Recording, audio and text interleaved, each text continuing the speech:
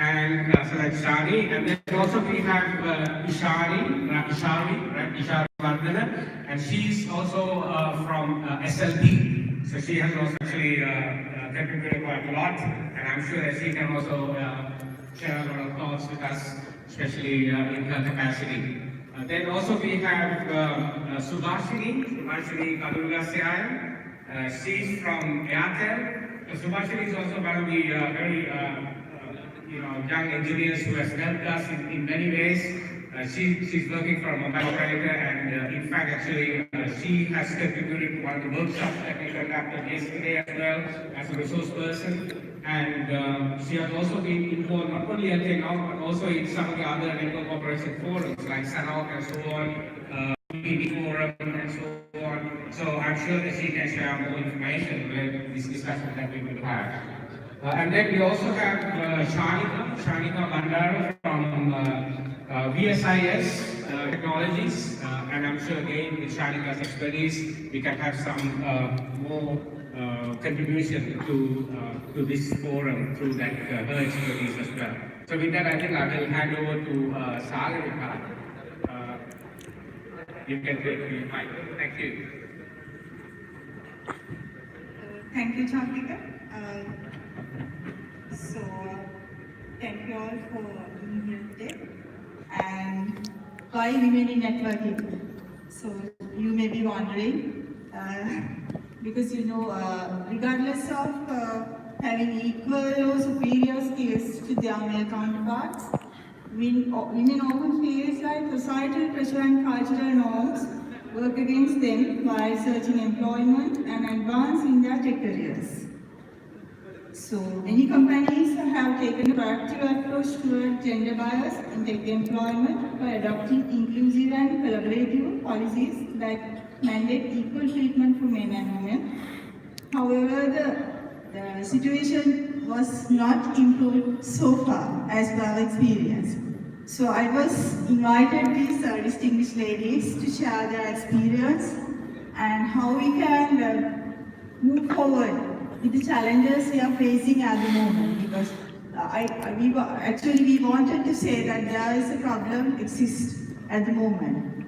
So, without taking much of the time, I would like to invite, I want to really briefly introduce our panelists and also encourage you to read the extended biographies in the LKNOG website. Because by introducing them, I cannot possibly do the justice to all their glowing qualification in a short time here today. So I would like to start with Ms. Nani Fernando, a pioneer of Sri Lanka IT industry. So I would like to invite her to introduce herself in 1 or 2 minutes.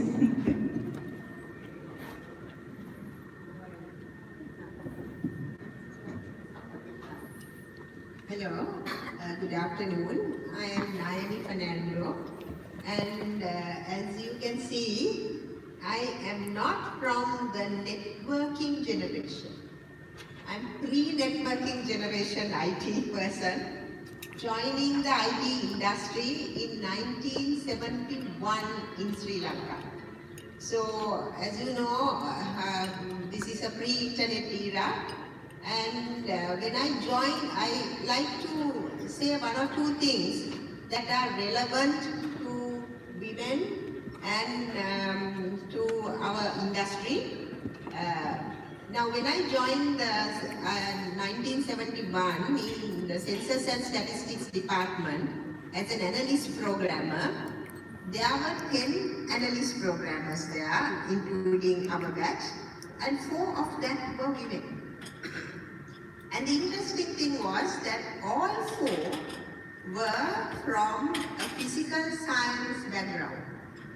That was it just so happened, right? So that's why I want to relate it to STEM later on, right?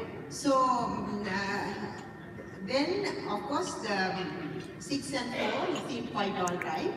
But then in 1979, I shifted to Central Bank. When I went to Central Bank, it was via an advertisement that appeared calling for applications, and I got selected. There were no females there. I was the first female analyst programmer. They had taken people from the bank and put them as analyst programmers, and they never selected a single woman. So you can see the attitudes and the prototypes coming in there. Census they went with a test and selected. Here the management picked, right? So they never picked any women. So I was the first female going there. And I think normally what happens is people doubt the ability of females for this type of technical work. So when I went in there, I felt it. I felt it that they were wondering, can this one manage? You know? So we have a challenge. We have not only to work, we have to prove that we can work. Right? So that is my experience.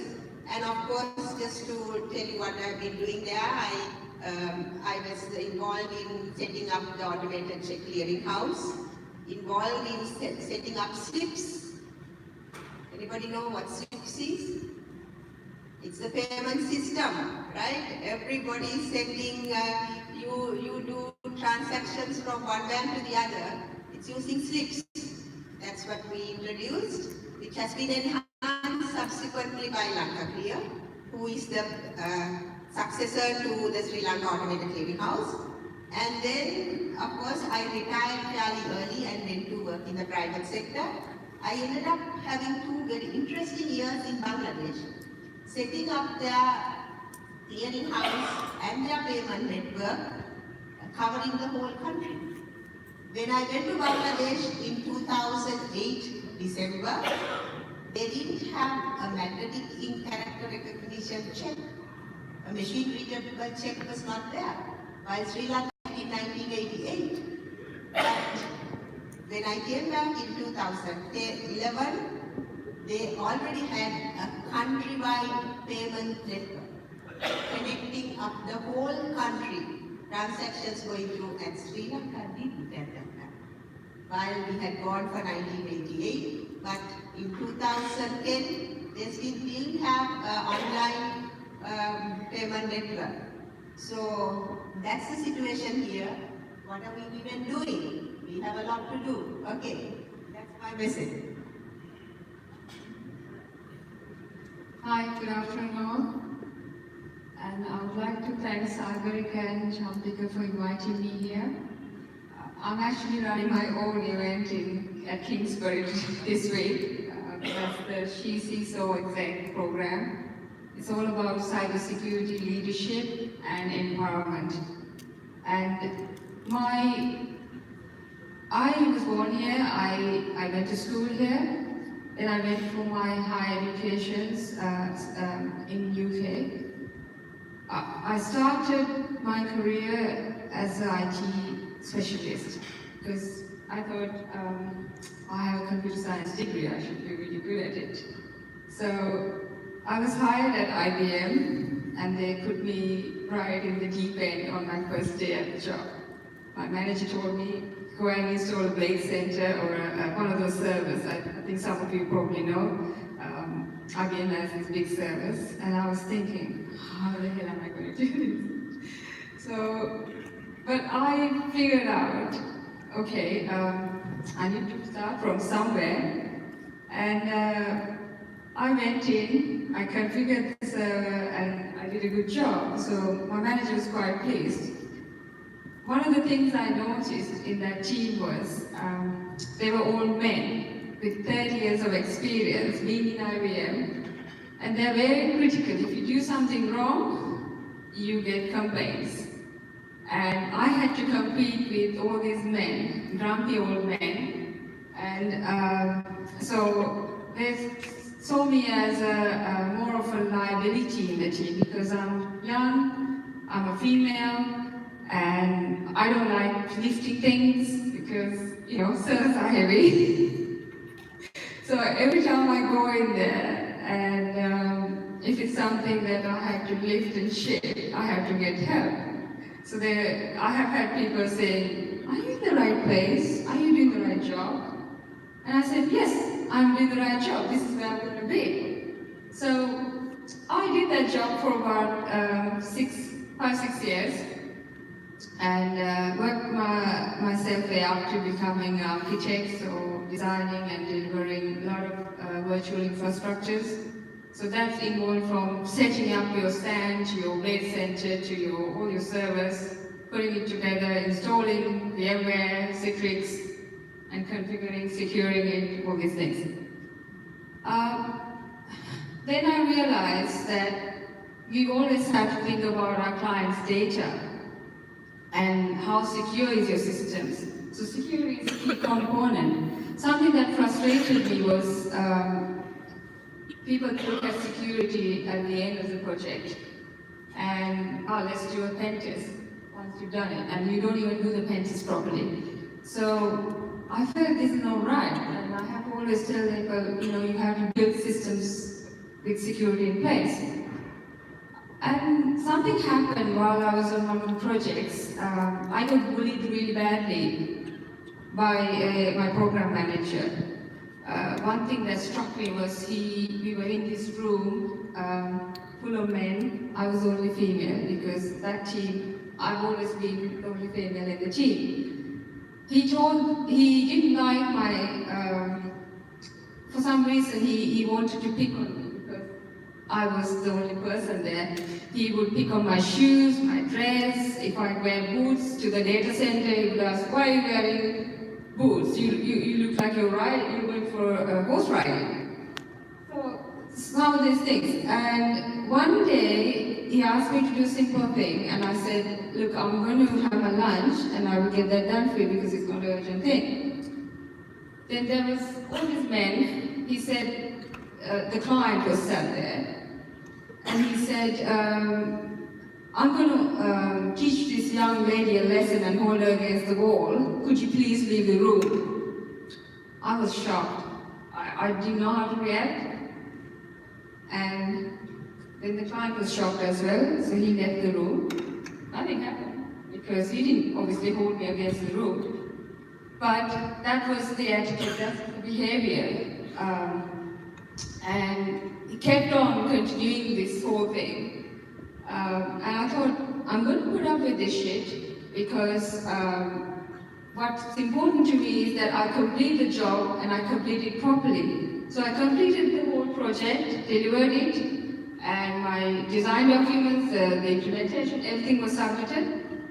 And I thought, okay, I'll leave that story behind and move on. And I didn't, because I kept waking up every night upset.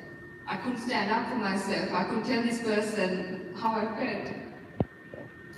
Then I thought, this is not right, because if I continue like this, I will go into depression. So I went and spoke to my manager, and I said this is something, and it was not one time, it went on a series of occasions.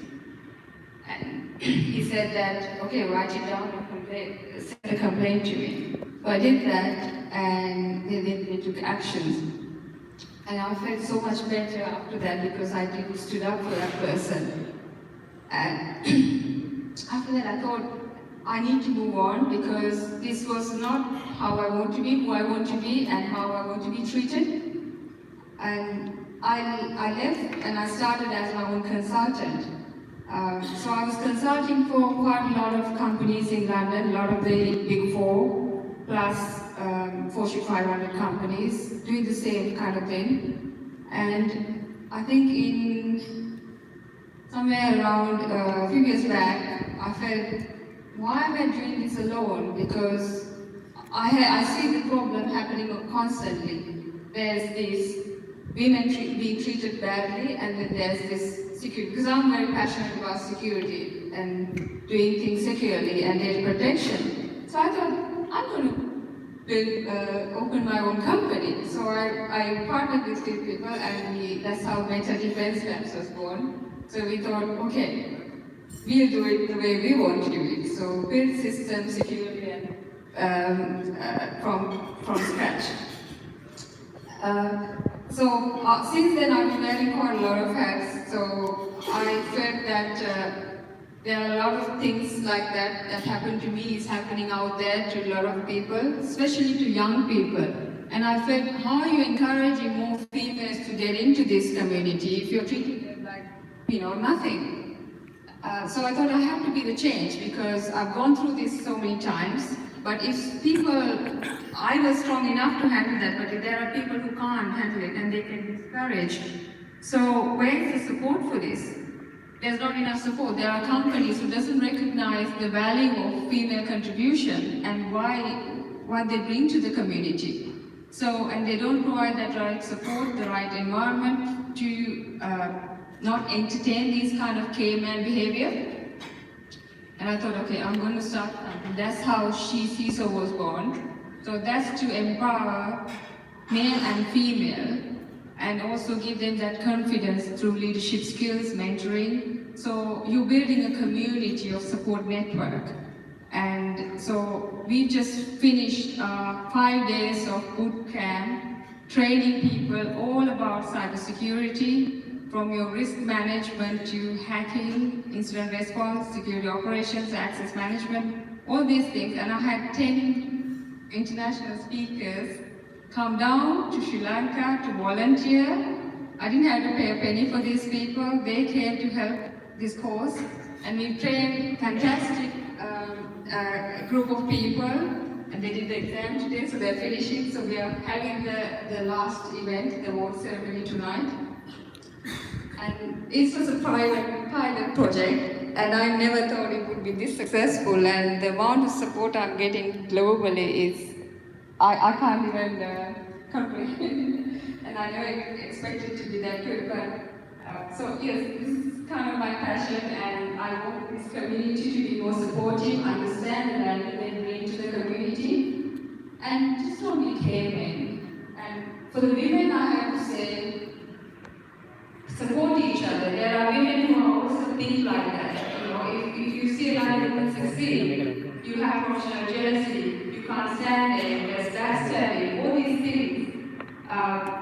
So you need to help each other, and this community, especially in cybersecurity, there's 3 million skill gap. There aren't enough people. And within Asia Pacific, the gap is 2.5 million. We need cybersecurity workforce, and we need it now. I'm not pulling these figures from there. They were studies conducted by IEC Square this year. And if we don't create a support community to encourage people to get into cybersecurity and retain them, I don't think we can ever fight cybercrime in the future. We are not going to fight a physical war. We are going to be fighting a cyber war. Thanks. Hi, I'm Ishari Sirivardhana. I graduated from University of Moratuwa. I did electronics and telecommunication engineering, and that was back in, I graduated in 2003. When I came out of the university, actually I wanted to join a telco.